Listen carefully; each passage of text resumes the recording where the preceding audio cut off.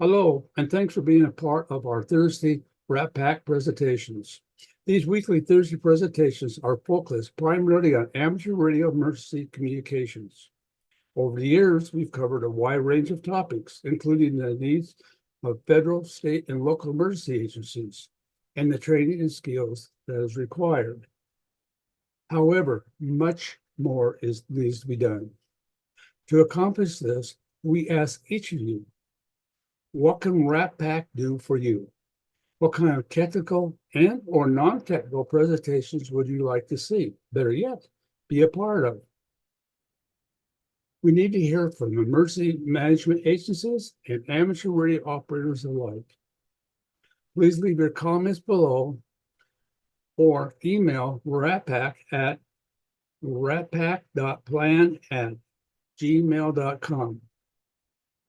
Thanks in advance, and from the RATPAC Planning Committee and me, thank you. I'd like to talk about, usually Thursdays, we have stuff on ARES and emergency communications and all that. You can only be a subject to death so much, and there's so much to give. We want to know what you want, what you would like for us to present. We can talk about WinLink, and we can talk about building a portable trailer or whatever, give them go bag to do it and stuff. And we've done a lot of that. But what else is there? What are we missing here? What do you, as individuals, is out there trying to do the job? How can we help you? What would you like to see us do? Can I see a raise of hands on that?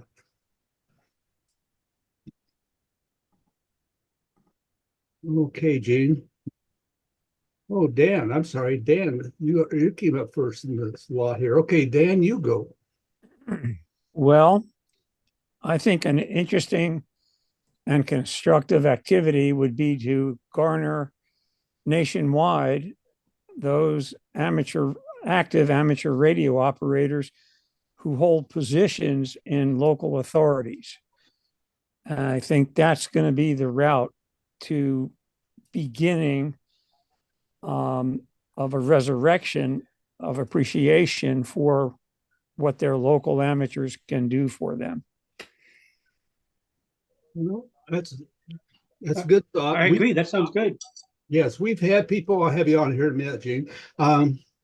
We've had FEMA people on here. We've had all kinds of various people on here. They all say the same thing. They need us. We're in a change of culture from what we used to be. I hope I don't use that word too much tonight, but it's a fact. We're amateur radio for years and years and years. All they saw in us is the abilities that we had to communicate and to keep things going. And what they wanted for us. Back in the 60s, when I went in the military, they were really happy to have a ham there. And they gave me all kinds of goodies, promotions and everything else because of my ability of an amateur radio operator. But those days are in the past. What the government is looking for, the agencies are looking for, is people that can do more than just communicate. They're there to communicate as needed. They're needed. We are all needed. We can keep things going while other people can't. If all they had to do is just push a button on a walkie-talkie or hold up a cell phone, they'd be good. They don't need people like us. But it doesn't work that way. And they need people with the skills that make it work when it can't work. And that's where we come in. But they also need the same people when those things aren't happening to be able to do other things, to be manpower, the volunteer manpower, to dump the garbage can, whatever. They want us to be not just hams, but be a part of them. And some of the hams have a hard time with that. They just, I'm a ham and that's it. I wish it could be that way. It used to be that way. It's not anymore. They need us badly, but they need us in a wider capacity than what we've given them in the past. We can have more people come on and talk about that, We have many sessions with that exact message. And still there's some people that haven't gotten it, but does that help you at all, Dan? Yeah, well, it's been moving in that direction. I think in my humble opinion, some of the best sessions have been where there was an amateur radio operator who's a active and constructive contributor to ESF2. And as we saw a couple of weeks ago, and about a year before that, ESF8 as well. And yeah, how do I say it? From firsthand experience, I think a lot of the authorities roll their eyes when they think of amateur radio operators, as has been, negatively cast for the last decade or so, because they show up and they're going to help without any training or integration or planning with the local authorities. And that just is another burden they got to deal with. Well, on my side, if I was in charge of running a mercy or disaster, and I had people show up, I couldn't use them, and I didn't know who they were, and especially if I didn't know who they were, they're self-employed. I just assume get rid of them. They are a liability. There have been instances in some of the disasters where hams are self-deployed and they were put to work because the disaster was big enough and they needed more people. But they needed people not to just pass messages. They needed people to man guardrails, and watch this or do that and be able to report back. They needed eyes and ears out there. So there are places for people who self-employ, but they're not going to be in the middle. As far as if I was in charge, they wouldn't be in the middle of my operation. That's for darn sure. Okay, let's move to Gene. He came up next. Go ahead, Gene. Yeah, what Dan said, I couldn't agree more on. I'm a member of Texas Races down here. And as I've said, we have the wildfires going on. And we have ham radio operators who are not involved with Texas Races. And of course, we have those who are. But one of the things that we try not to do is, we try to ask people not to self-deploy, to wait to be asked. But you can also let it be known throughout your local community that you are a skilled amateur radio operator. Here's my phone number. You don't have to let everybody in the community know, but key individuals and public safety and EMS, all that kind of stuff. If you need me, here I am. But and being part of Texas Races, because these wildfires, I get these situation reports. Was there for a while daily. Now it's like every other day. But that shows you the big picture of emergency services that's needed throughout an event like this. It is not just Carmel. Carmel is a very small piece, but it fits into the other pieces too. Logistics, search and rescue, every aspect that you might consider part of an emergency response. Communications is very important, but we can't forget that those elements outside of communications are going to need us, even if it's not to actually provide comms, but to advise them on what comms they might need at that location. Okay, we've been addressing what Dan said, and it sounded like I think Dan's saying the same thing. But what we're really asking here, the question is how can we, as RATPAC, what we present to folks and such, how can we help you? What tools do you need that we can provide? Dan has some very good suggestions there. He always does. He's a good person. I think you're all good people, but Dan's always out there and very verbal, and he's got some good things to offer. Let's see here. Cliff, you got your hand up. Go ahead. Hey, Dan, just to make sure I have the understanding of this forum, this just not even with radio, because I'm new to the hobby for the past few years. trying to understand it a little bit more. Asking more about Smith charts is in trying to understand how that works. I'm not a rocket scientist. I spent my career in public safety, law enforcement, used the radio, everything, but to see the mechanics of it and understanding it better, I haven't found anything on RATPAC, and maybe I missed it, but am I on the right forum in asking this question? Well, you're on the right forum for any question you want to ask, as long as it's pointing to amateur radio. What you're saying is you already know how to use a radio. You want to know more about it. You want to be more constructive on it. We usually use those seminars, those presentations, excuse me, for our Wednesday night thing. We have to do RATPAC on Wednesdays and RATPAC on Thursdays.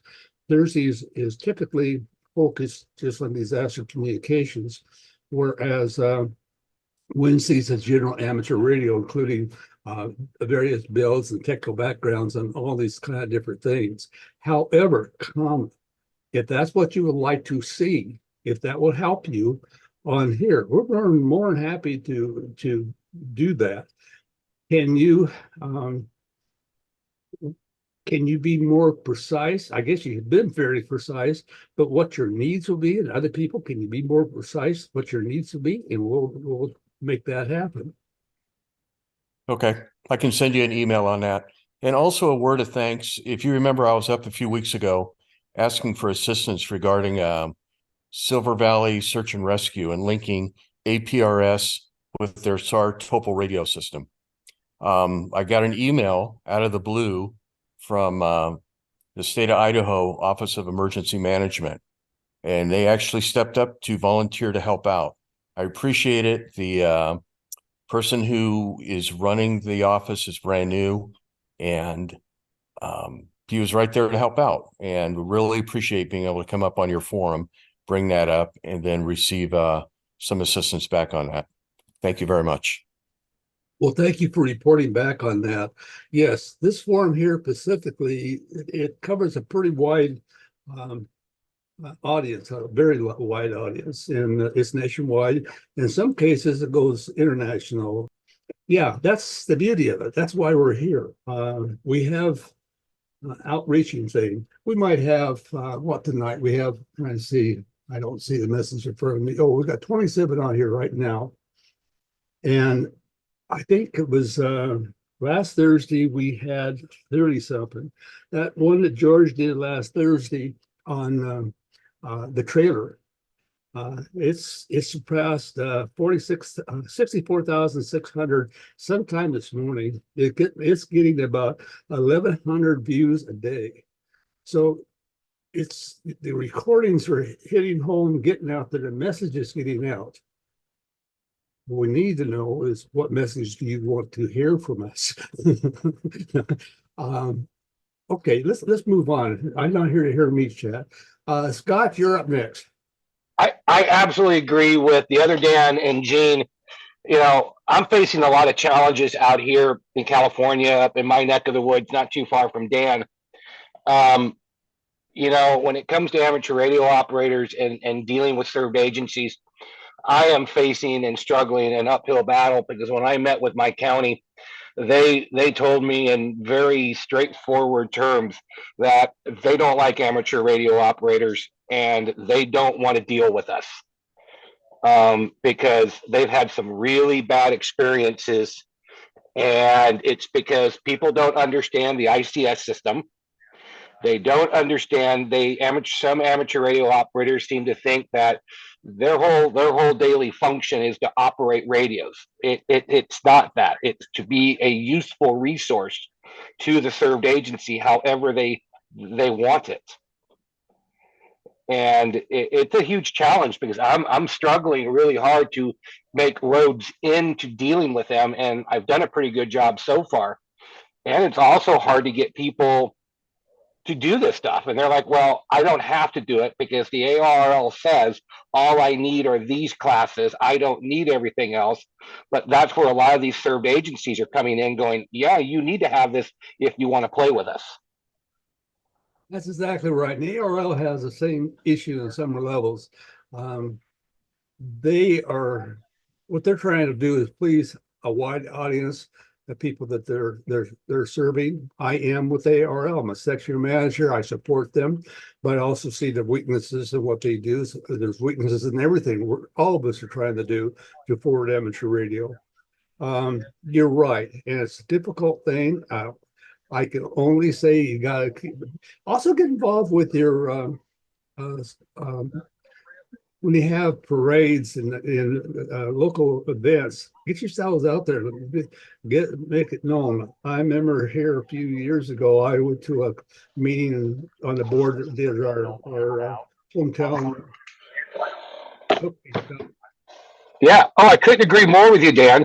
I mean, I've even scheduled. I just recently had a meeting with our board of supervisors to let them know who we are and what we can do and what we can offer, and and how we are a professional set of radio operators. Because a lot of people seem to get all jammed up and wrapped around the axle the minute you mention that word amateur, and they just seem to go completely sideways. And in trying to convey to people that, yeah, we're amateur radio operators, but we are professionals at what we do. And the volunteer fire service had the same problem for many years. Volunteers were looked down upon because you used that word volunteer, and that got people spun around the axle. And it's taken years for us to get past that, because as volunteer firefighters, we have to have the same level of training as professional paid staff. And radio operators, same thing. We've got to level up to the expectations that the government wants from us, or your served agency, or we're never going to be taken seriously. Never. That's what you're saying is ringing true. I think we're all singing to the choir here. Dave, go ahead and come on board here for Seattle. You are muted, sir.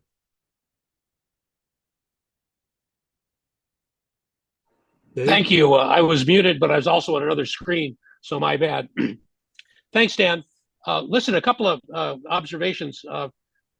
I'm with the leadership of Seattle ACS. Ours is an ACS organization. Our director is appointed by the local director of emergency management.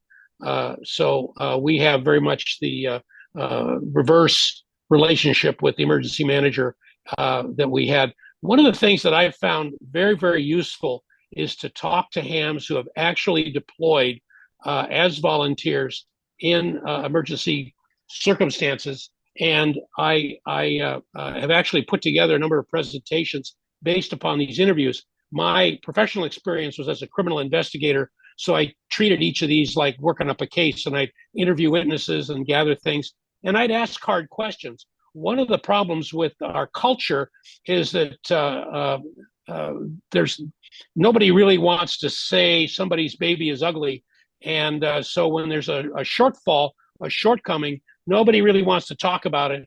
I was able to ask those kinds of questions and include them in my presentations.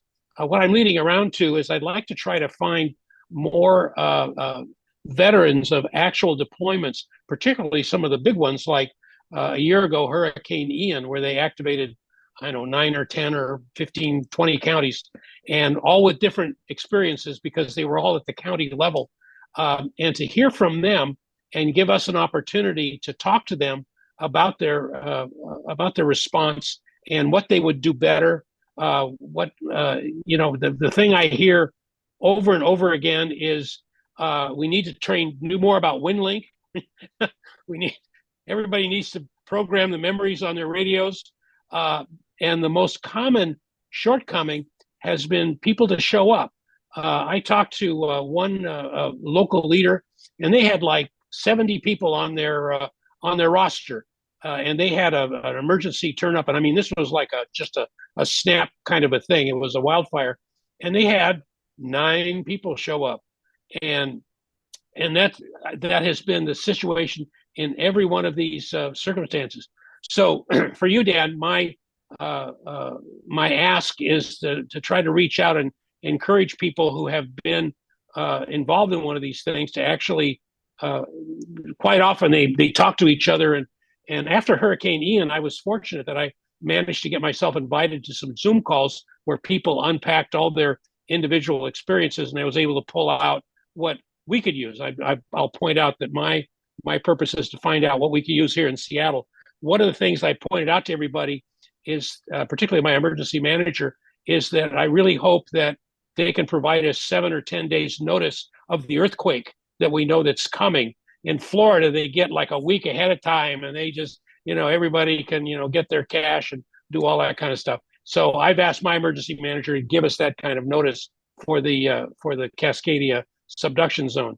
So if there's an opportunity, if somebody is aware of a leader who can appear on a Thursday night and talk about what they did and allow us to question him or her and find out, okay, because I need to be able to take back to my people, this is what really happened. And my presentations of things like Hurricane Maria, Hurricane Ian, the SCU fire in California, the fire in Boulder, Colorado, very, very popular among the members of our group because they can hear what real people did in a real situation. I hear you. We've done some of that in the past. We need to be doing more of that. I'm also thinking we need to step it up a little bit in another direction. During a disaster, when things are going bad someplace, be it California, Florida, wherever it might be, we see it on national news. We don't hear from the hands that are involved. We need to be, even if we're sitting at home and can't participate, or they don't want us to participate because they're taken care of, we need to know what's going on so we can feel a part of that scene and be informed. And we as hams can inform our communities, be more visual that we are involved. And I would like to see our when that happens, for that to happen. We haven't got a mechanism for it yet. Maybe we can come up with one. That's just Dan, I'll share what I do is whenever I read about a real activation, is I get online like that first morning and I start writing emails to some of these leaders saying, will you be willing to talk to me about what you did? And a couple of them were like, I remember I interviewed one guy, and he was on his cell phone out on his patio. This is in Florida, because the cell system was still almost totally offline 2 or 3 weeks after the hurricane, but he was willing to talk to me. So that's one of the things that you have to deal with, is that people have, very real situations to deal with. But I found most volunteer, I'll call them volunteers. They happen to be volunteers with radios. They're not radios with a volunteer attached. They're a volunteer who has a radio, and they've been very, very open and willing to contribute. One minor story, which is kind of shows you what happens, is that in one county, the hams reported to the public affairs manager, and so they would report to her. They say I-90 is closed. This this is flooded, and she would say, "Well, I can't pass that on. We don't have enough information." Well, they're talking to eyewitnesses who are doing it. Well, as soon as the emergency manager found out that she was, sidelining stuff like that, they reorganized immediately, and the ham was sitting next to the emergency manager in the briefings to find out what was going on, because he was getting real world situational awareness. So I think there's a lot of emergency managers that have an aha moment when they get exposed to some of the things that these volunteers who happen to have radio licenses can do for them. And so hopefully, we can overcome some of the bad things. One of the things too that we have is that the emergency management business is kind of migratory, and these people travel. I mean, they move around jobs a lot, and so they bring with them their experiences. So you may get your emergency manager all trained up, and then she gets another job, and somebody else comes in, and he can't. You got to start all over again. But that's life. Here in Idaho, we have one emergency manager. He's also a ham, and I made him later my SEC. He is very active. And what he did, he went around to the other emergency managers in the state. They have big meetings every year, at least 2 or 3, whatever it is, at the state level. And he gave big presentations about amateur radio, WinLink, and what it will do. That helped a great deal. We still have emergency managers that don't want to give the time of day to people that don't are on the payroll or whatever the case might be. But that helped a lot. Not every state or not every area has somebody like him. But when they know what we can do, and we do it, I mean, we're not out there playing idiot. We're out there doing our job for them. Neil, go ahead. Well, first, one request from Dave. If he gets that 10-day notice on the subduction zone earthquake, could you let us know down here in Portland too? I'll be sure to do that because whatever happens in Seattle, it happens twice in Portland. So we know about that. So. I'll do that. I'll put you on the list. Thank you, sir. Anyway, I want to make sure that I do agree with Dave that I think some real world exercises or practice or hearing from people who have some real world situations would be a great idea. I'm from a fairly small town, town of Sherwood, which is roughly 20,000 people. I think the EOC has been activated for an exercise once in 20 years. So there are not a lot of emergencies here, but when the stuff hits the fan, it's probably going to hit the fan pretty damn hard. And there's going to be a lot of it. So I'd love to hear any experiences that other amateur radio operators or volunteers of almost any site actually, how they worked, what worked well for them. The other thing that I find myself a little intimidated on is that I know how to operate the radio. I've practiced a lot with our Aries groups, so I know how to get a hold of various people. But one thing that intimidates me is all the record keeping that may be required. Keeping track of all the messages, the sign-ins, the sign-outs, and everything else. So maybe some comments or experience on how to deal with the records during and after an event. Those are the kinds of thoughts that I have.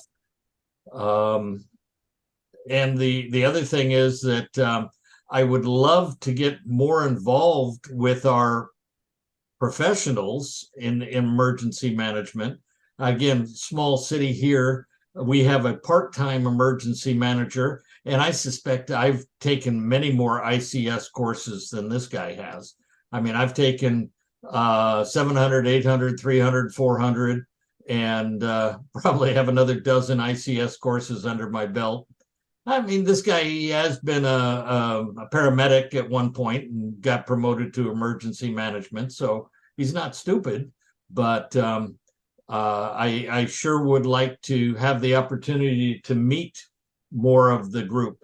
One thought I have, and I'm going to suggest to him and to our city manager, is I know on occasion they have tabletop exercises, and I would suggest that they invite some of the volunteer organizations, not necessarily for input on these tabletop exercises, but just to be a fly on the wall, sitting in the back, no comments, but just seeing how the tabletop exercise works and to be seen by these professionals to know that we're a resource if they need it.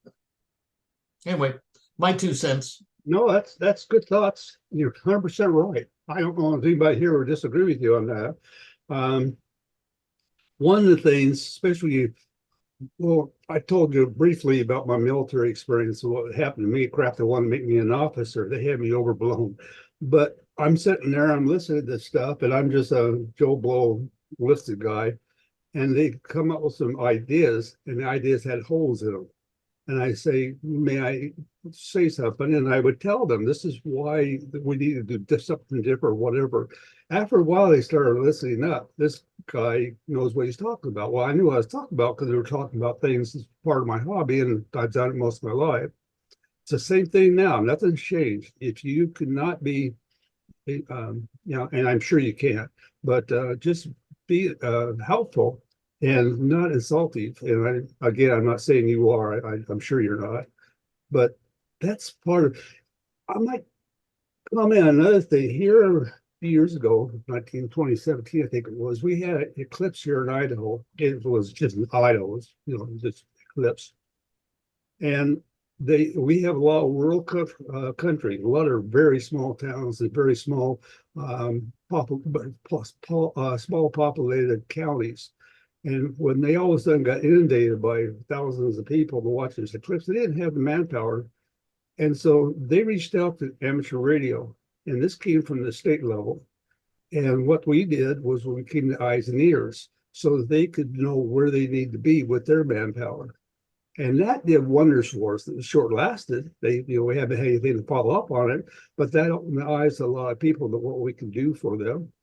And so that's, that's just fuel for thought. But okay, I hear what you guys are saying out there. You want to be some more informative type things to real circumstances. Okay, Scott, you got your hand up. You want to take it away, and then we'll give it to Dan. I work with a federal medical team, and I deploy all over the country. I spent 10 weeks in Puerto Rico as a COML and a safety officer.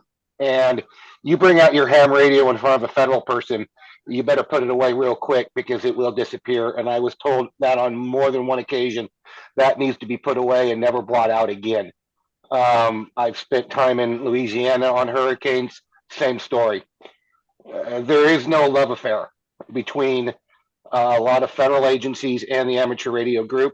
But amateur radio was how I ordered a life flight helicopter for a 6-year-old boy that got mauled by a dog. Because there was no radio system.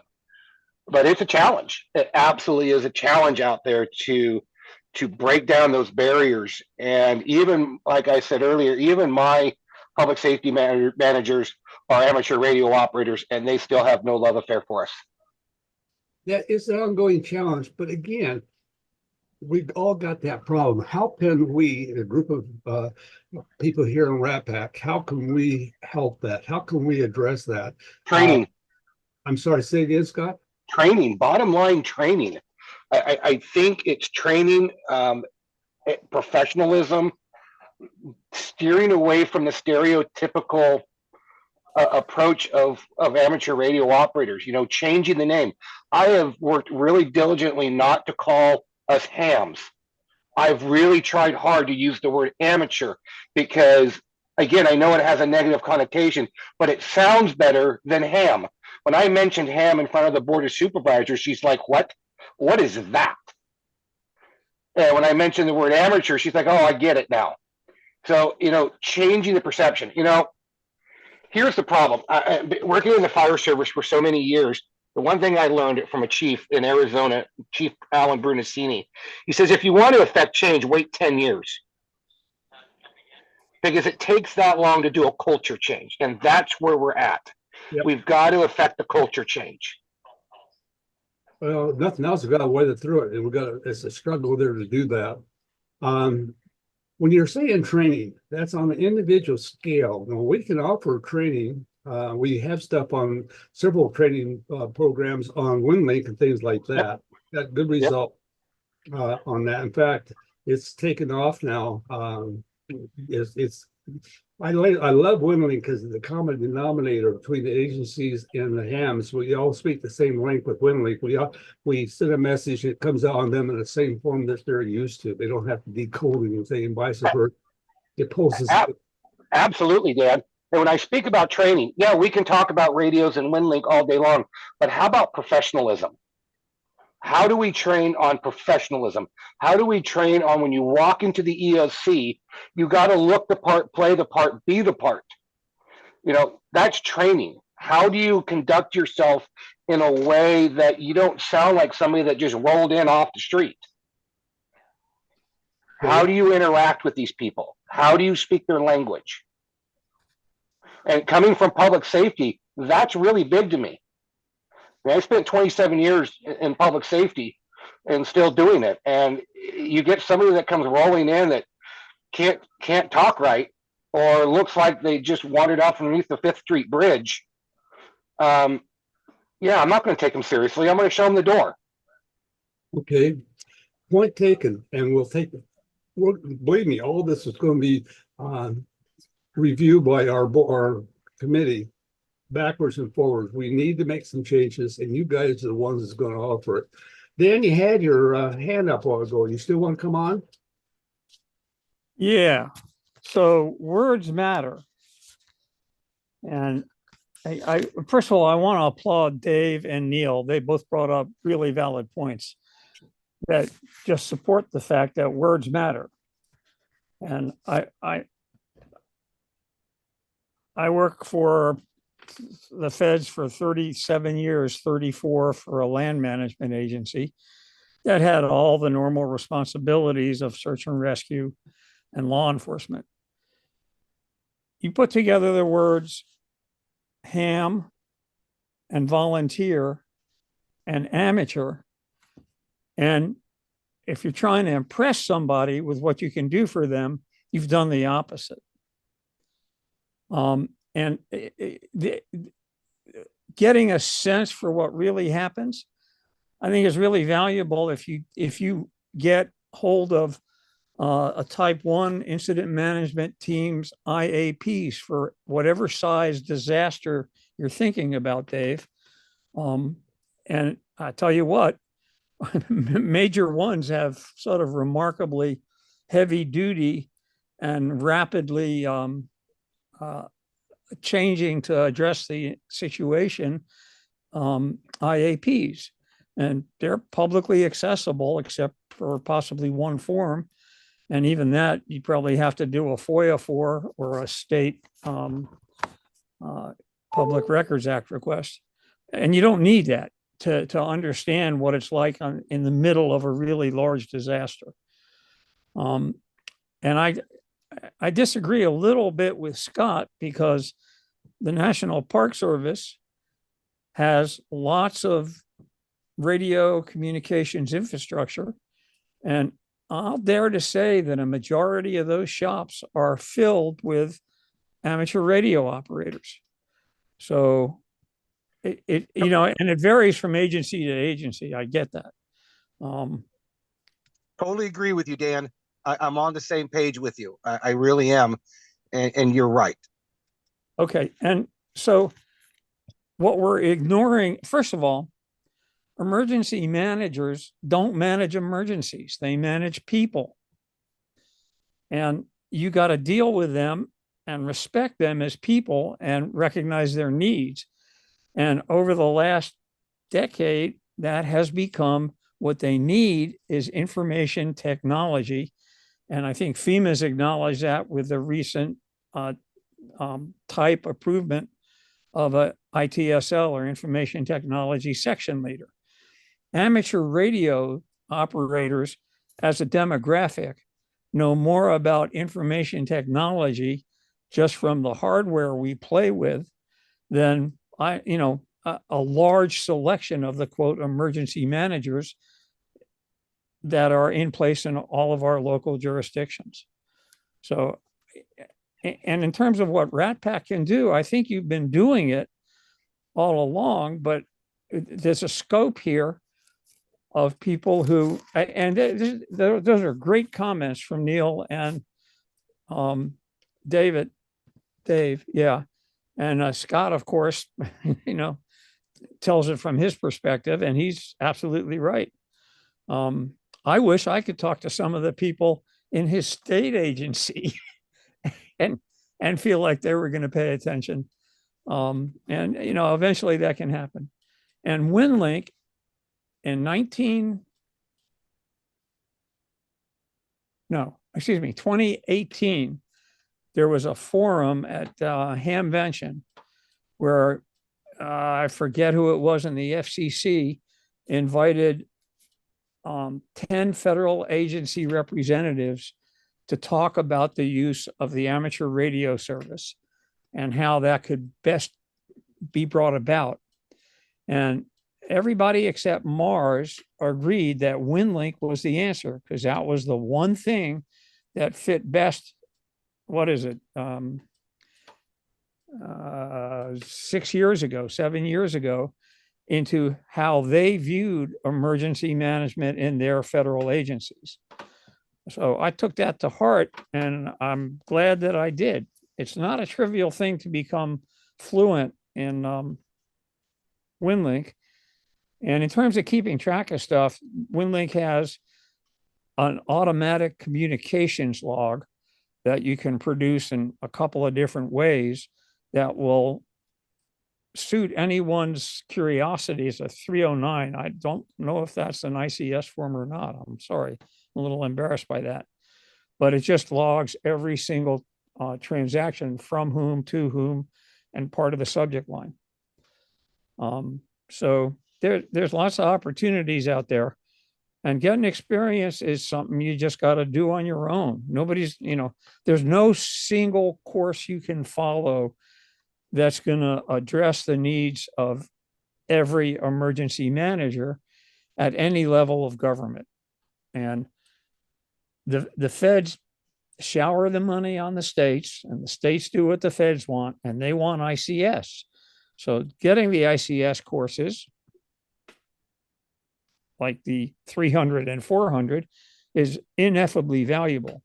Here in California, it's getting into OxComm, you got to know somebody. And fortunately, they were looking for people that they could, Cal OES at the time was scraping their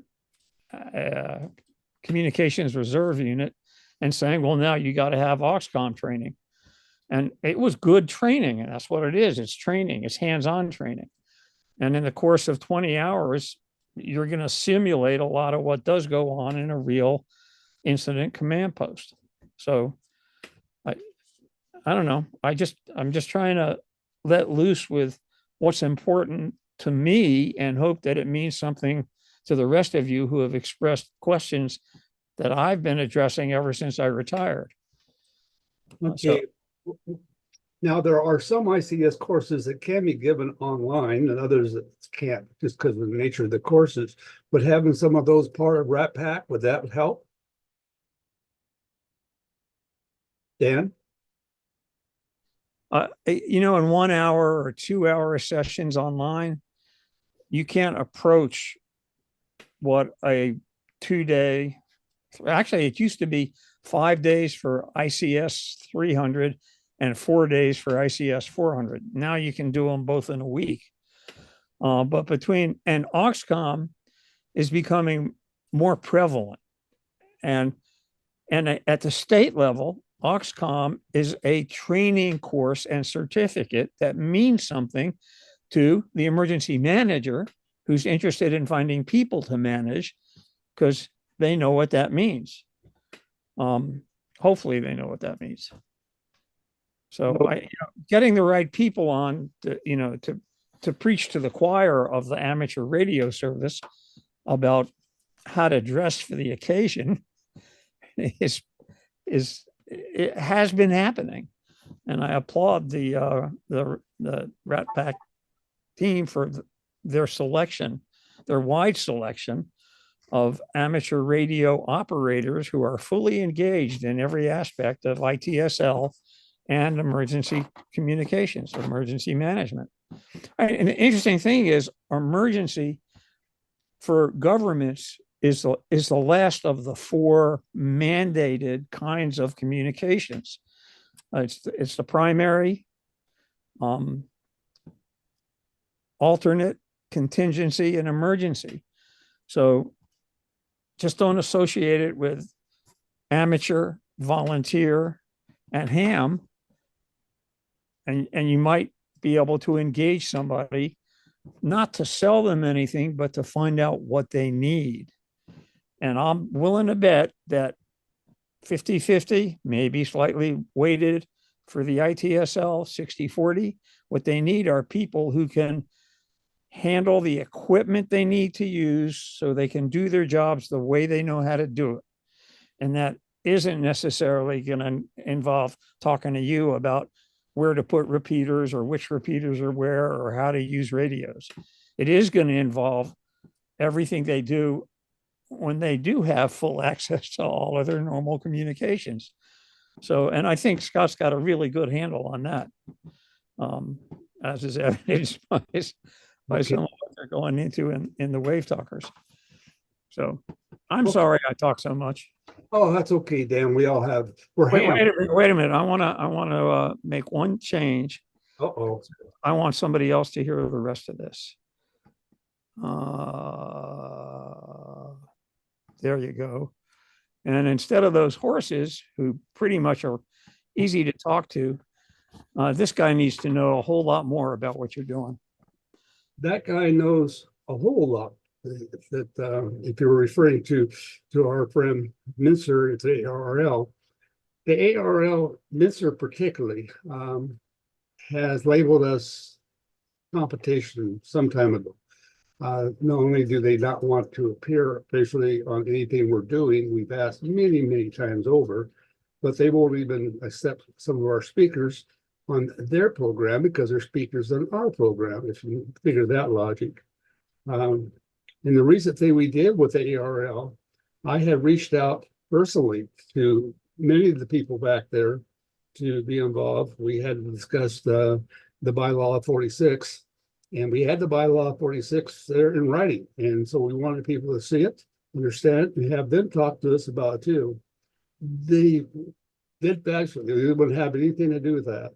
They had people in our meeting, they listened, but they didn't contribute. So it's a rough deal. I got mixed feelings about that, trying to deal with them. So I don't try anymore. In more recent times have I tried to deal with them as much. But we just do our thing and they can do their thing. And if our ends come together, that's super. Josh in Harry's side of ARL tells me he watches all of our videos, but he won't come on. So you get a feeling there. And we can't rely upon the ARL. It's got to be us, individuals. We are the ones that make things happen. I got to say, Josh deserves all the love we can give him. He needs it. He needs it. He's got a rough situation there. Okay, we're blabbing on here. Need more input of what we can do. Danny might change the screen back to the horses. I liked it better. Let's get somebody else on here. What we're looking for is input. What do you guys want us to do? How can we help you? We're getting some good ideas here.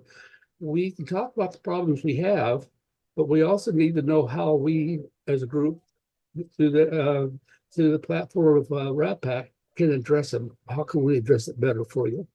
Okay, Gene, come back on, please. Yeah, hi everybody. Yeah, first of all, great discussion so far tonight. EmComm is my primary area of interest. However, everything else interests me to a degree also. Since I'm a technician class, and since day one of being a technician, really didn't hear anything about SWR and antenna analyzers because I was working with VHF and UHF, and now I'm in the realm of 10 meters SSB. And I start hearing more and more in articles and various YouTube videos about using SWR meters and antenna analyzers. And after all that, I still don't know anything about them. I don't know how to hook up an SWR meter, what I'm looking for, when to disconnect it, when to leave it in line. I mean, digital versus the crosshairs, antenna analyzers. What are you analyzing? Okay. You know, what's the difference between an antenna tuner that's external to your radio and an internal tuner that's in the radio? That's what I would like, a very slow and hands-on type of demonstration on. This is how to use an amateur radio, an SWR meter or an antenna analyzer for dummies. We can do that. That's not a problem. We usually try to schedule those kind of presentations for Wednesdays. But if we need for it to be on Thursdays, that's what the gang here would like to see more of. Technical things like that brought down to the basics, so every one of us can understand them. We can do that. Is that something that would help folks here? We might. Well, it's hard to see everybody at one time here, but that is something we can definitely do, and not a problem.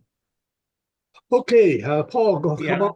I don't know if it's been done in the past, if it's been past sessions, RATPAC sessions on it, but I've only been involved with RATPAC about about a year and a half now. So there might be some files in there that I can look at, but I just need it dumbed down to me.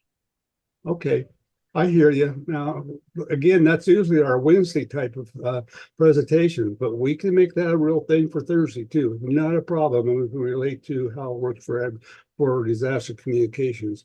Paul, come on board. What you got there, sir? Yeah, I'm here. I got several things here. As far as that antenna thing, one week I had to be on 30 meter for the EDM thing where we did peer-to-peer across the country. And since I'm in Oregon and a long ways away, they put me on 30 meters. So I just calculated the theoretical length of the wire, cut a little extra, folded it back and put it up, and I got to North Carolina. So don't worry a whole lot about it. RATPAC went during COVID with RATPAC and me putting up dipoles in my backyard during COVID. I learned more stuff during COVID with my HF antenna and antenna analyzer and RATPAC. I learned an awful lot. So a couple counties that I follow for doing stuff. One is Alachua County in North Florida with Gordon Gibby. A couple of years before COVID, they wanted to really improve what they did. So they got people involved in simple classes like how to make a simple antenna for your HT, how to make a balun. They worked on getting a lot of their cities and stations interconnected. So they'd put stuff up in the tree, get little repeaters going. And one of the good things they did that I think a lot of us need to do is they got started on writing up that Homeland Security exercise evaluation. Because basically, it's going to ask, what did you say you were going to do? Did you do it? And then how well did you do it? So if somebody's baby is ugly, you don't have to tell them it's ugly. You can just say you performed the task with no difficulty, some difficulty, moderate difficulty, or you didn't perform it at all. Then you can write up, what are we going to do to fix it next time? In Clackamas County in our state, before a little exercise comes up, they'll write up a operations order set that kind of gives all the details.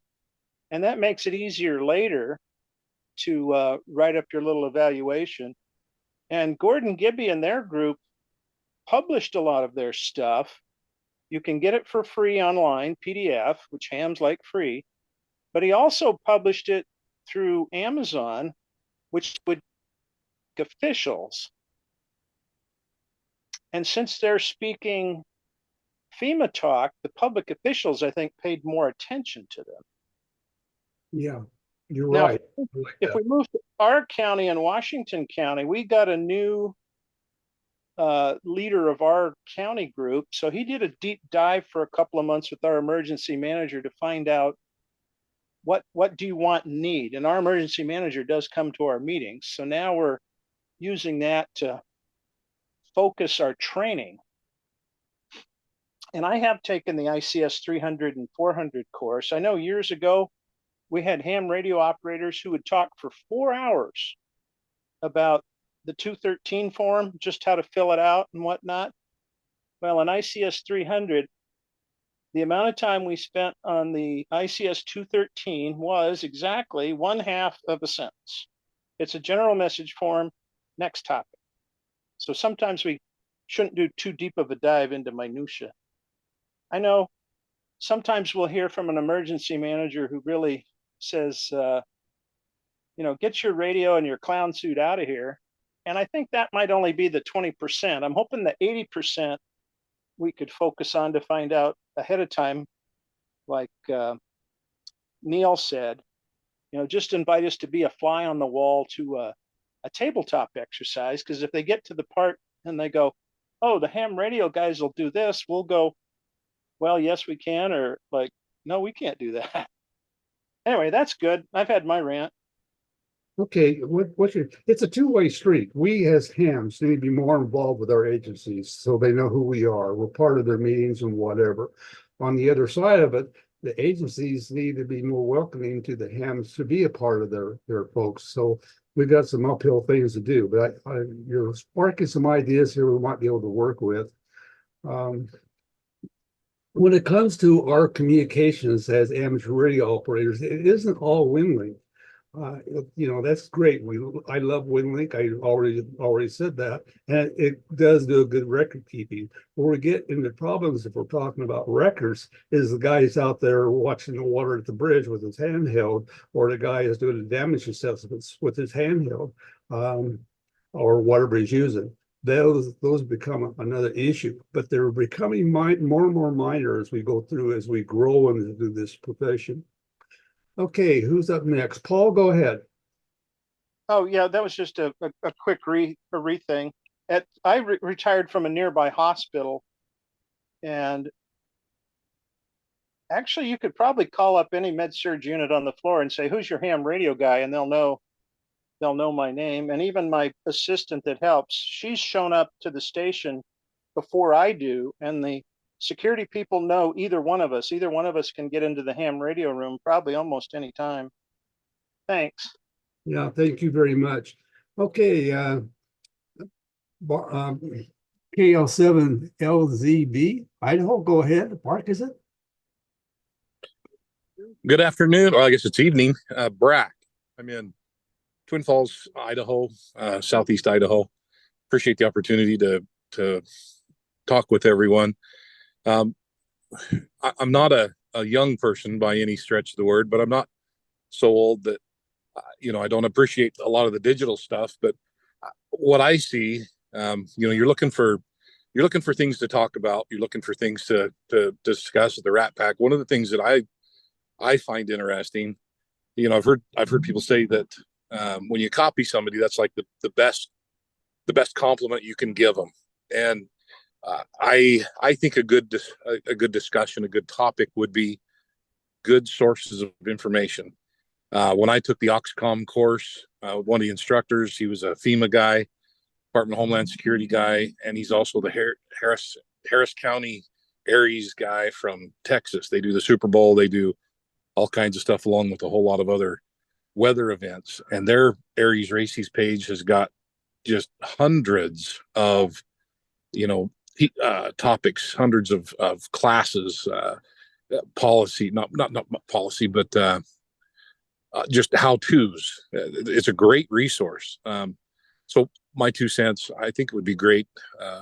A good topic would be already made, easy sources of information, places that do the work that we're trying to get done, do it effectively, do it well, and have good records for us that we can copy, that we can emulate, and in some way make it our own, make it better.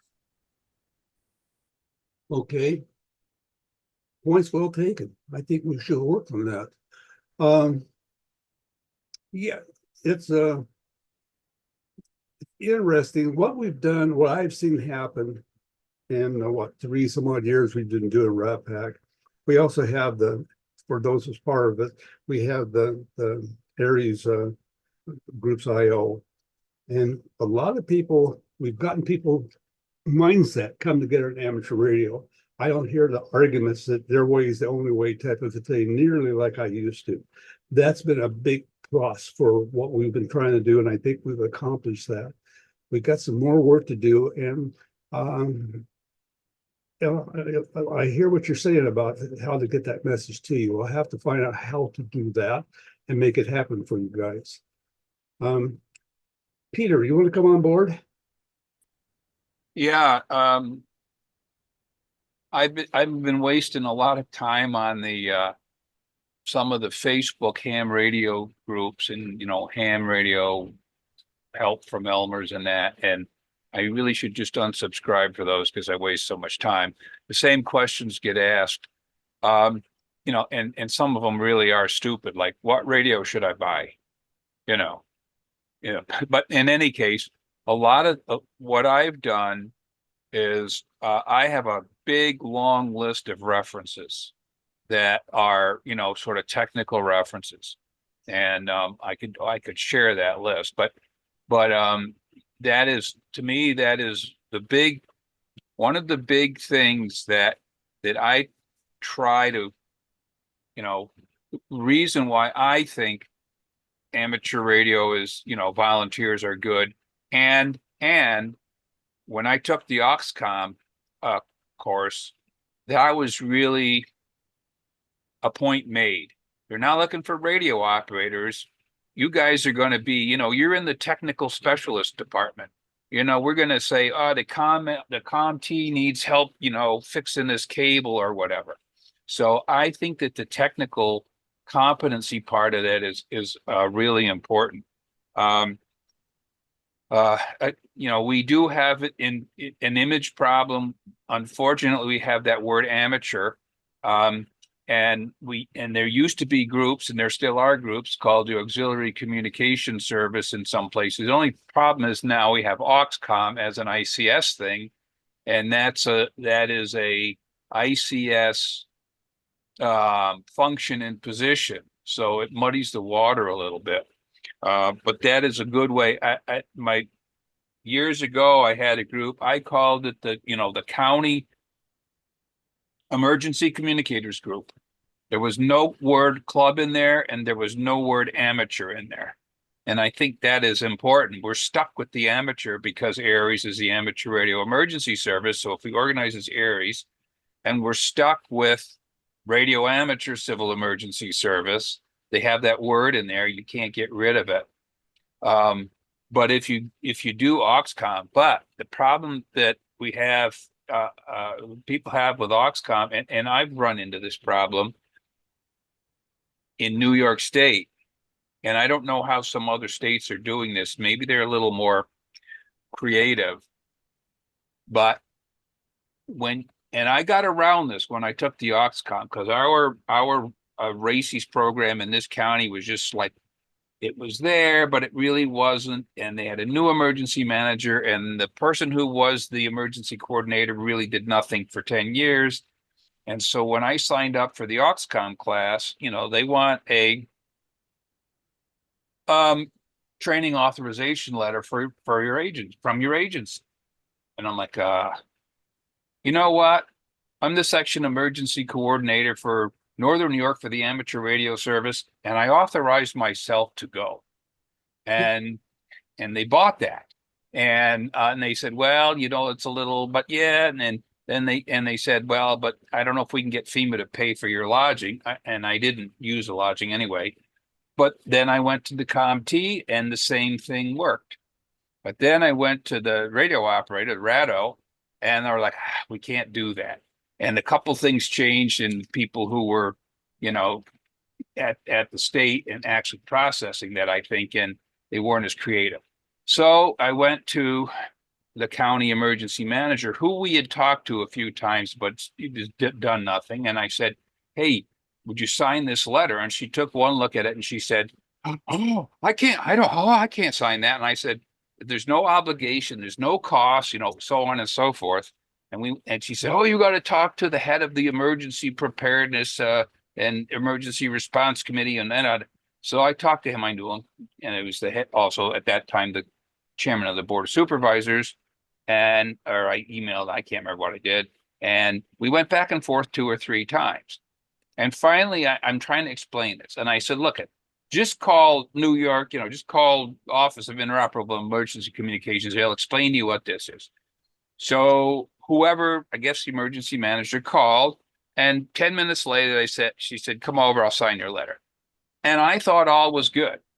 And then they had a position task book sign-off day a month ago, which I signed up for, review day or whatever.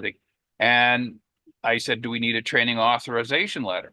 And she said, the person who's doing it says, well, no, it's not really a training class. And then a couple days later, an email came back and said, well, there's a number of people who are not, I don't know how they put it, that there might be some issues, and yeah, so you better have a letter. And to me, it was, your situation. I said, no, I'm the radio officer. So anyway, I got a letter, printed it out, took it over to the county emergency services director. She signed it. I figured that's the end of the problem. Well, the state wasn't happy with that. Apparently, somebody, I don't know, they called her, and let me put it this way, she's no longer there. But in the meantime, the damage was done because she said, well, we really don't activate RACES, and I don't think we could sign off at that level. And that put a dead stop to any commu training that I'm going to do, because they won't, because the final sign off has to come from your agency. And I know other hams that are not that exact situation, but basically they don't have an active RACES group. ARIS doesn't count. I'm in Mars. Mars doesn't count. Shares doesn't count. And so it's great to say, let's all get AuxComm, but you got to figure out a way that an individual volunteer can do that. And if you don't already have an agency that you're attached to, you're probably not going to get it. So that's I'm hoping that's going to be resolved quickly, because there's a communications unit meeting and a COMEX really, and I want to sign up for that. And I know it fills up quickly, but the wheels of government move slowly. But to me, that's part of it. How do you get people trained in AuxComm? And also, if they give these classes during 3 days during the week, that's probably not, guys who are retired can do it, but it's kind of tough. So that I think the AuxComm is important, but got to figure out how to get to classes and get people into them and jump through the hoops. Okay, I hear what you're saying, and it almost sounds to me like we need a whole different program or thing. We can discuss what we're having our issues with, because they're all going a little bit different, but all the same across the nation. So we can share resources there. It's something we can consider. Barry, you've had your hand up for quite a while. You're very patient. Go ahead. No problem. Just a few observations.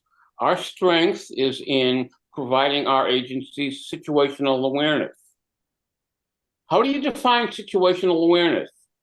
We need to have training in how to observe things and report them to our agencies. I think RATPAC would be a great place to be able to provide observation training. When you see something, what are you looking for? I know police officers are trained in observing a scene, and they're trained in exactly what color hair, what color clothing, stuff like that. We can do that with our communities and say, there are so many buildings down, there are so many power lines down, there's flooding here, there's flooding there. I know there are forms that can record that in both WinLink and FLDigi. But there is no training in the people to see what are you looking at? How do you describe it properly, so our served agencies can take this information, know it's from a good source that's been trained, and take action on it. Another thing that badly needed, and I know Dan and I have talked about this in a couple of the other SECs, there is no training for SECs in ARRL. I think we could provide some sort of training. Granted, a lot of the SECs go up through the ranks. They have lots of hands-on training, but it would be nice to have some of the administrative training and some of the leadership training to these groups. Same thing with ECs and that kind of leadership. We could provide EC training. ARRL tries to provide that, so they don't do much of a good job of it. We could do a whole lot better. We have access to a whole lot of experts who could probably do a very good job with helping train these kinds of people. Back to you. Okay, you bring up on several. We have talked about that. Some of the problems I have as a section manager, one is finding a good SEC. I do have one now, but it took me almost 2 years. A lot of the guys want to wear a hat but not do the job, and they're all talk and no action. I got a guy now that's a lot better than we've had in the past. I don't know, there's other things I want to see happen that isn't happening, and that becomes a problem when you're dealing with volunteer. But finding a good SEC, what I would like to see more of as an SM within the Aries community is, well, Dan does it over there in California. It's the team. They talk to each other. In other words, they're not alone. They're not. They don't get put the hat on the EC now, and nobody talks to them. They need to be trained, but they also need to be included. They also need to be a part of a group that's doing something. Besides, and I think that's a huge thing. The ARL has failed there. A whole bunch of people have failed there, where they are inclusive, and I think that's very, very important to be inclusive. And I'm still struggling to get that done. We can actually provide the training to the people that really need that to make them become more inclusive. I mean, I agree, it's hard to find volunteers nowadays for any of the positions, especially SECs. I just got a new SEC and he's great, but it's so hard. You have to beat the bushes to try to find volunteers. Maybe we could do some kind of a training in volunteerism, just general volunteerism to help people recruit volunteers. That might be another idea. Yeah, the Josh at the ARL saying he's coming up with some stuff for areas that we can use for recruiting new blood in the EC area, new volunteers in the EC area. I don't know what that is. It'd be nice to see what that comes out as, because there might be some tools there we can use for everything overall. But it's a section by section or a state by state situation, working to try to get everything that needs to be done and find qualified people. Sometimes the most qualified people don't want the job. They'll gladly help where they can, but don't give me a hat. And that's frustrating. The other thing is there's a huge difference between rural, suburban, and city agencies. Tremendous differences. And we could probably provide some kind of a compare and contrast training on that, because the cities have all of the money, they have all of the people, and they can get stuff done, whereas a poor rural community, and we're going to see this in about another month when the eclipse happens, there's going to be a lot of rural towns overrun, and they've already declared states of emergencies because they realize that they can't handle a tripling of their population for 12 hours. And there's a huge difference in volunteer emergency managers and for paid professional emergency managers, and they all have to be approached differently. That's another thing we could possibly train on. We're doing a lot of talk of training tonight, and that's something we should be able to do with RATPAC. Some of it we need some more technical training, but we need some more leadership type things. Something we can talk about in the planning group on how to accomplish that. I think who's up next is before this is going over the hour, folks. I really appreciate you sticking around. There's been some good conversations here, some good ideas. And for those that's watching this on YouTube or whatever, send me K7REX@ARL.net or to the RATPAC group or whatever, your ideas. We need to know your ideas. Okay, Dan, take it away. AA9. Thanks, Dan. In reference to what Peter was talking about earlier and having trouble getting trained, I guess I'm fortunate because here in Illinois, we have Illinois Emergency Management Agency and Illinois Law Enforcement Services that provide a lot of that training. IEMA does a lot of the FEMA classes, and ILEAS does the ComT, ComL, and OXCOM class. And I volunteer with the Kendall County Emergency Management Agency. So that is the agency I serve. That's the one I volunteer with. I don't have any trouble getting any training I want. Whatever's available on their website, I just go sign up for it. Now, because I'm a volunteer, they're not going to pay for my travel or my hotel and all that. And I have to do that. And I have to take time off work if it's during the week to do it, which I don't mind doing. But it sounds like here in Illinois that we may have it a little bit better than some of the rest of the country does here. That's very true. It varies all over the place. I'm long retired, but I used to be an IT in administrator. I did a lot of traveling. I worked for some major companies, Eastman Kodak, and then later Digital Equipment Corporation and such. And I did a lot of traveling with them. And the one thing I noticed that in the states that have these assets, that have actually, they have to be, because it's going to happen, if not today, certainly tomorrow, they had a lot better relationships with the hams. The whole thing worked a lot smoother than the states that don't have as much. Idaho is a blue sky state. We have, other than forest fires, we don't have a lot of these hazards. And it's harder in those states to get the two worlds working together.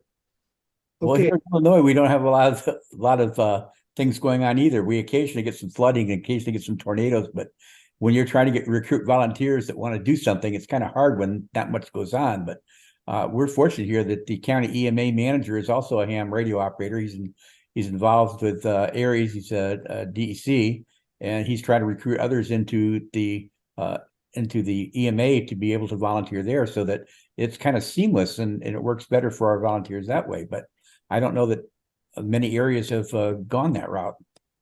one of the things that you have that a lot of places don't have, it sounds like your agency there, the manager there is a real ham. In other words, he didn't just get the ticket to have a call sign. He actually is. You understand that? Yeah, he's been a ham for years. That's a big issue nowadays too. We've through the years we've made it easier and easier to get at least the technician class license, and we got a lot of people getting their tickets just so they can say they're a ham, and they're not really ham. They got a call sign, but they can't go beyond that. They don't understand the next step to being a ham. They got for the wrong reason. Okay, Peter, go ahead. Yeah, a couple things. The rural versus urban is a really good point. In some cases, rural isn't so bad because you know, like the emergency manager or the sheriff or whatever is your neighbor. And in my case, actually, the sheriff is very supportive, and the county just moved emergency manager under the sheriff's department, and so I think, you know, personally, for getting our races going, that will be good. The state has a races program, but it's been on autopilot. So theoretically, if I'm in state races, that's my agency. But you know, getting the volunteers, you know what? It's a chicken and egg thing, because if people don't think they're really going to be used and be taken seriously, you know, they don't really want to volunteer, and especially when you start to get like an EC or the SEC or whatever, when your main job is trying to twist people's arms to join your group, and you got 3 people. So again, you know, as opposed to, you know, getting the volunteers for the fire department or the ambulance corps, those people, how shall we say, have a little prestige in their communities, you know. So that, I think that's really difficult. You know, one more thing about the OXCOM, you know, theoretically, when you get credentialed in a ComU position, theoretically, that's a, you know, FEMA, that's CISA, you know, that's not Illinois or New York State or California, or you're certainly not your county. So you become part of that. The way the state does this here, I mean, really is they kind of treat you as part of the communications unit, except that, you know, I've got this problem and other people do in the state. And the other thing I wanted to mention is Northern New York, the Adirondacks, and the counties up along Lake Ontario. We are direct. I'm just out of it, but we are half my counties in my section, or a third of them anyway, are right in the path, you know, middle of the path of totality. And what we're finding is, generally speaking, the counties are not, don't seem to be all that worried, and or if they are, they're not talking with us at all, with the exception of maybe one county.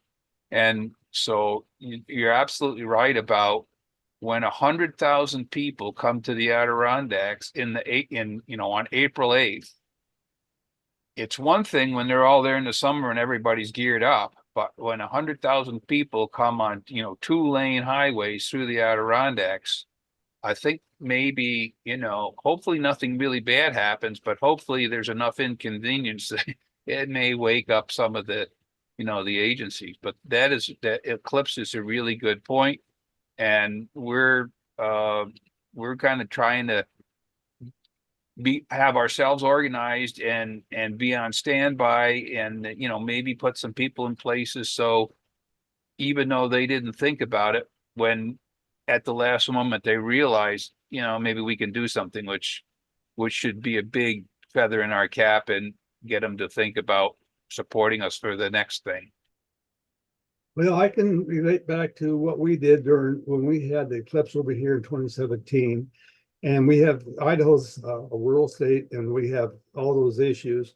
They had in the states who did this, and it wasn't the county, it was the state, reached out to the amateurs to be the eyes and ears, just and report in locally.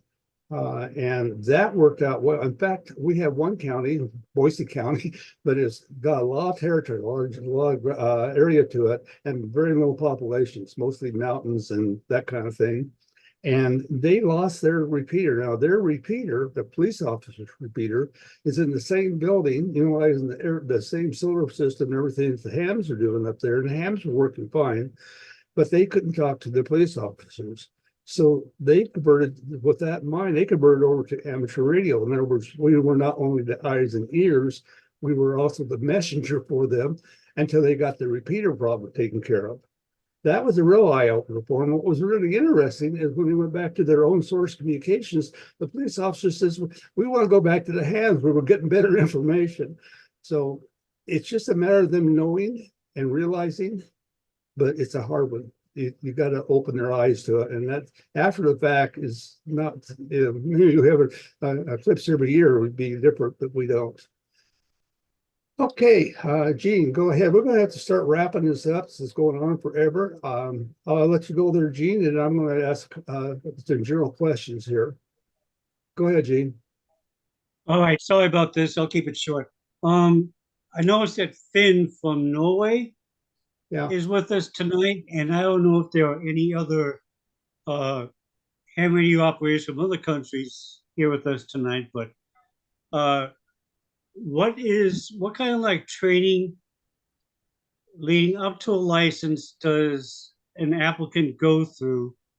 And then how do they keep motivated to stay into it and grow into, whether it be as a service, a hobby, science, whatever, as opposed to how the US might be approaching it? Sorry to put you on the spot, Finn. Okay, that was directed to Finn. Go ahead. Okay, Gene, I hear your question. It's a good one.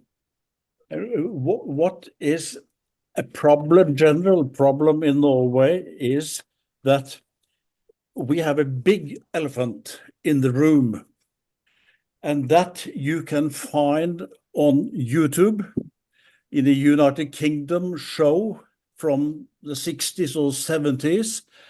It is a show on BBC, Tony Hancock, called The Radio Ham. You can find it on YouTube, The Radio Ham by Tony Hancock. Some 20 years after that, there was a Norwegian TV show by a very popular comic guy in Norway, making the same show. The show was arranged for this Norwegian guy by the same English producer. And this impression of that ham, which was a very old style guy, very egocentric, he said, this is my Mayday. He listened on the radio and was incredibly characteristic in a negative way of what a radio ham could be. It's an extremely popular show, but it has made bad reputations for what a radio amateur, a hobbyist actually is. So if you look at this show and after that think about trying to do exactly the opposite of what is shown on that show, you should use a word kind of not hobby, not amateur, like an amateur musician, which sometimes are positive, and other cases is a kind of negative expression. But maybe use that you have a governmental authorized license. It's some kind of professionalism in associated with your radio license. And okay, yes, training with the authorities is a king. Yeah, I agree. But the question in Norway, as well as I understand, is a problem in the United States, is how to be invited together with the authorities. Unless you get a kind of invitation into cooperation with some of the authorities, the motivation amongst the radio hams has a tendency to go away. And what we have found being a positive or kind of, oh, wow, is that possible? Is when we are able to explain that we do, you mentioned it many times here on this show, WinLink. You are able to, we are able to send email over radio from an area where there is no communication in any way, and get an email sent to some other part of the country. This usually make a very positive impression, but for this to work, we have to do some drills amongst ourselves, the radio amateurs amongst ourselves, to be able to actually do it if we are asked to do it. Jean, you asked more directly about official kinds of courses or education. We don't have it, not yet. I feel that we are kind of 10 years behind United States in this actual use of radio amateurs. Norway is extremely internet-based. I think it's the only country in the world having closed down the FM radio network. We did that 2 or 3 years ago. And 20 years before that, we closed down all AM. Medium wave and long wave disappeared in the end of the 90s. So it was only FM. Yeah. So that is pretty crazy because along the country there was an emergency network built upon the FM network belonging to the Norwegian Radio Corporation. And when all those transmitters was closed down, we are into digital DAB, digital audio broadcast networks, which actually is kind of internet-based. So we don't have this backup. We are vulnerable, but kind of radio amateur operations in a WinLink style, using HF and being able to interlink some regions of the country with other regions of the country is slowly increasing authorities' interest. If you look at the map, the last 10 years, you have seen a slow building up of radio nodes hybrid nodes in Norway, kind of as was done by the in the Americas and the Caribbean islands. This has been done over a longer time in Norway, and it's slowly getting public interest. Now they see the possibility or the importance when we get the extreme weather also here. You have had extreme weather in many years, but Norway, not so much, but it is coming on the surprisingly times of the year. Thunder weather in the midst of the winter, very cold, and thunder weather had never been. But now it is so. I don't answer directly to your question, but you have touched a lot of interesting questions. So I want to learn. I'm here in this RATPAC sometimes to learn from what you experience. And I'm in the forefront in Norway for building up WindLink.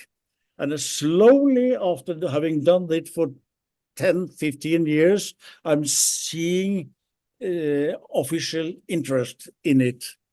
So work slowly, try to get in contact with your possible cooperation partners in the authorities. Don't step in. They will turn you down if you come, but you get to slowly get in contact. And some groups in Norway has succeeded in getting good contacts, and even local radio or TV transmissions from their work has recently been possible to see in Norwegian TV. Was that kind of answer, Gene? Thank you. Gene, you might unmute yourself. Yes, Finn, that was very useful information. So it was kind of sad too, but it was useful information. And good luck with everything that you and your brother and sister ham radio operators are doing over there in Norway and in Europe as a whole. And hopefully things change for the better, and the government, sees things sees us in a different light. Thank you, Finn. Have a good night. Yeah, and thank you, Finn. I've seen you out there. I see you out there a lot, and I appreciate that. I'm going to start wrapping this up. We've gone quite a bit over. I have a question for everybody. Is this something we should be doing more often, like once a quarter or whatever, getting together with everybody? We're glad to have something like that if that's beneficial to you folks. I do one quick reminder to everybody. Okay. This Saturday night, don't forget, we spring forward. We're going to lose an hour of sleep, but it's going to mean the sun is going to set an hour later. And a lot of people forget about that. It's coming up this weekend. So that's a reminder for everybody. Back to you, Dan. Oh, yeah, there's going to be a lot of people late for work Monday. Right. I have no clue why we still deal with that. Congress has told us many times over, we're going to take care of it. And of course, we still got it. So, yes, that's something we look forward to happening. Spring is spring ahead and fall is fall behind. So thank you, Barry, on that. All right, I'm going to pull the plug, say 73s. Thank you, everybody, for participating, being here. We got a few things to work on, and hopefully we can give you what you need. Please email us, get a hold of us, let us know your thoughts, because we kind of get lost in the weeds ourselves trying to figure out what you guys are wanting, and we want to be able to meet your needs. So with that, I'm going to say 73s to everyone. Appreciate you being here, and see you next week.